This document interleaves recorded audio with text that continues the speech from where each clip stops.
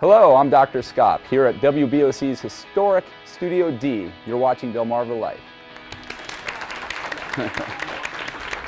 It's great having him. It was incredible, and you think when it gets that technical, you get bored, but you really don't. No. I didn't know all that. I knew what the ACL was, I just didn't know where it was. Yeah, there you go. Well, music has been around for decades.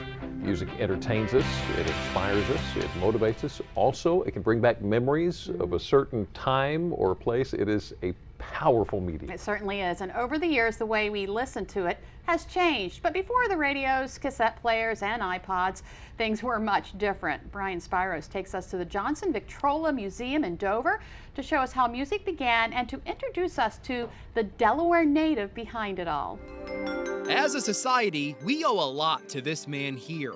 His name, Eldridge R. Johnson. His claim to fame, helping bring music to life. And what would life be without music? We are literally surrounded by it. It is almost inescapable. Nina Todd is the Historic Sites Supervisor for the Division of Historical and Cultural Affairs in Delaware. She oversees the Johnson Victrola Museum in Dover, which showcases the accomplishments of Delaware's native son. Mr. Johnson was born in Wilmington, but moved to Dover with his family at a young age. Unfortunately, his family was told that he didn't have a lot of promise, and they didn't think that he was bright enough to go on to college. So they suggested to his family that maybe they teach him a trade and, sort of cross their fingers and hope for the best.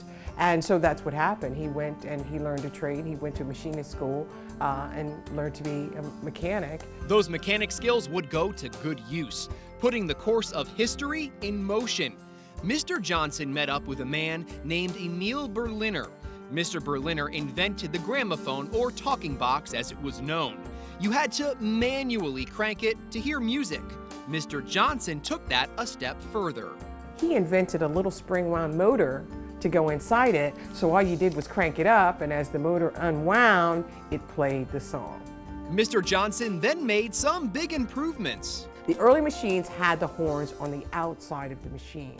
But what happened was, Mr. Johnson, he used to survey a lot of people and ask a lot of people, how do you like the machines? So by asking people, how do you like the product? Are there any problems with the product? What he found was that a lot of people were saying that the horns were kind of big and bulky, they were unsightly, but the biggest complaint he got was that the horns were collecting dust. So he took the horn, concealed it inside a decorative wooden case, and that's when the Victrola was born. They became extremely popular in the early 1900s.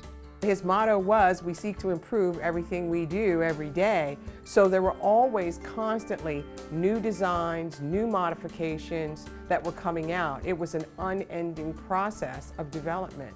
And as he would manufacture the machines, he had sales rooms literally all over the world. But Mr. Johnson's success didn't stop there. He later started a record company because you have to have something to put on your talking machine. You have to have musical records. So he started his own recording company, and he had some artists that were signed, some of the greatest artists in the world. So how did these machines work? Jackie Collins, one of the museum's historic site interpreters, gave us a demonstration. All right, Jackie, so we talked about the different types of machines. Here we have the talking machine. Tell us about this model. This particular model was called the Victor Monarch Deluxe, simply because of its intricate carving that we have along the edge and the base. It also has a 24-inch horn, which allows for quite a bit of volume. And speaking of which, we're actually going to play a record now. We have O Solo Mio, which means My Sunshine in Italian, by Enrico Caruso, and you're going to show us how they would have played this way back when. Okay. First, you had to take your winding key and wind it until you felt sufficient tension. Then you released the brake, which held the turntable. Then you had to wait till the turntable reached a momentum of 78 RPMs.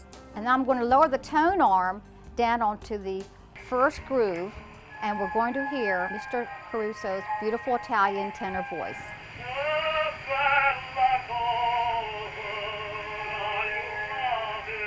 Here we have the Victrola, and as Nina told us before, what's so different about this from what we just saw before is that the horn is not on the outside. Yes, that's right. This particular style machine had the concealed horn. The doors also were added for volume control. This way you could open and close your doors to modify the sound. And then underneath, this is where the main mechanism of everything is. Yes, again, you have your turntable. I'm going to go ahead and wind it up. And I've chosen a very popular record by a very famous Irish tenor named John McCormick. The name of the song is When You and I Were Young Baggy.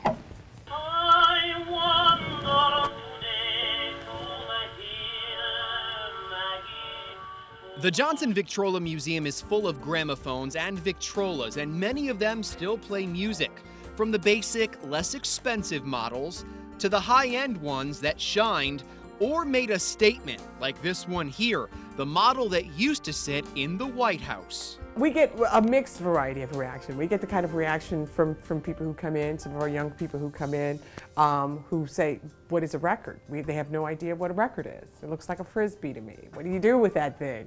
And then we get people who come in who say, yes, I remember that. You know, we had one in our home. We played it. I remember that music. The museum also pays tribute to perhaps one of the most famous dogs in the world. His name is Nipper. He became the trademark for the Victor Talking Machine Company and is sometimes still used today. A very recognizable image that stemmed from the painting of a real dog. There was like Nipper, everything that was manufactured, from salt and pepper shakers, ties, pajamas. You could get a hood ornament for your car, that was Nipper, belts, watches, you name it, you could get anything that was Nipper. Mr. Johnson sold his company to RCA in 1929 after a career that brought him fame and fortune. But Nina says through it all, he remained modest. And while he deserves a great deal of credit for his contribution to the musical landscape, his story is so much more than that. Just because, you know, you might not get everything right when you're young, or people might not have a lot of promise in you, doesn't mean you're not capable of doing great and wonderful things.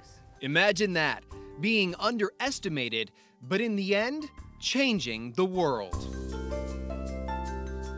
The Johnson Victrola Museum opened in 1960 in Dover. It was a joint effort between the state of Delaware and Mr. Johnson's family.